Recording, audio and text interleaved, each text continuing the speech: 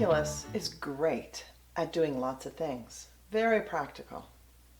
One of the things it helps us do is to find volumes of solids. Now you might be thinking, well, we know how to find volumes of solids, that's geometry, right?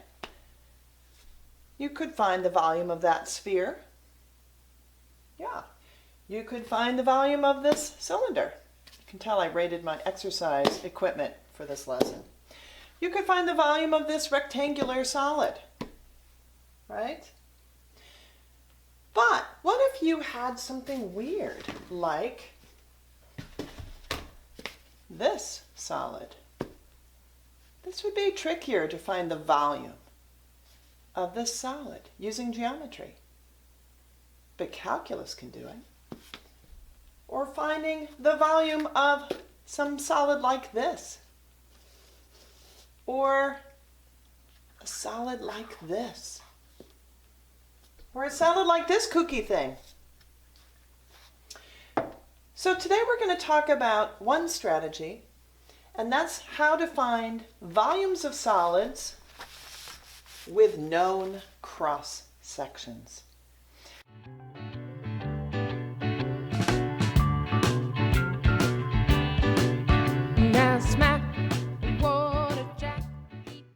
We're creating a solid with a whole bunch of square cross sections.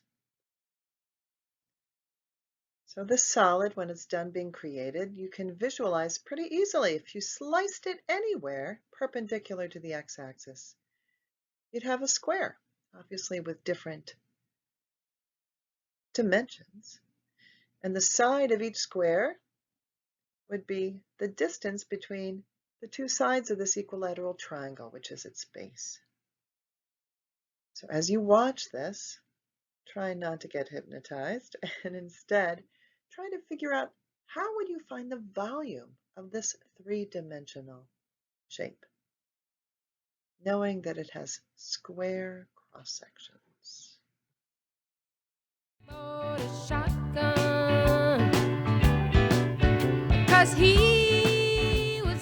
Let's look at this problem and give it a try. Find the volume of a solid with square cross sections perpendicular to the x-axis with base created by the function y equals x squared and the x-axis on the interval 1 to 4. Okay, so the base of my solid is this region here, created between the curve and the x-axis, and the cross sections are squares. So we can imagine squares being built up. Let's see if I can do this. Built up from the base. The squares are perpendicular to the x-axis. X is my independent variable here. So pause the video and think about a way you could possibly find the volume of a shape like this, where if you slice it anywhere perpendicular to the x-axis, you're going to get a square. All right, did you come up with some ideas? If you think about it, it makes sense in a general way if I'm going to find a volume of a solid with known cross sections. I'm going to find the volume of each slice. Now, you're saying volume, or how am I going to find the volume of each slice? Well, think about each slice. Each slice is a very, very, very thin square in this instance. How do you find the volume of a square prism? Well, it's the area of the square times the thickness. Well, the area of the square is just length times width, or side squared, right? And then the thickness is going to be dx, the change in x. And then I want to add together all these different cross sections. I want to add together an infinite number of cross sections. Well, we know how to add together an infinite number of things. We find the integral. So this is the general way to find the volume of any solid, as long as you know the cross section, and the cross sections are consistent. It's the integral of from a to b of the area of your slice times the thickness, in other words, the volume of each slice. So you're adding up the volumes of each one of these slices. So now that this makes sense to us, let's actually pause the video again and see if you can figure out the volume of this solid specifically. Did you get something like this?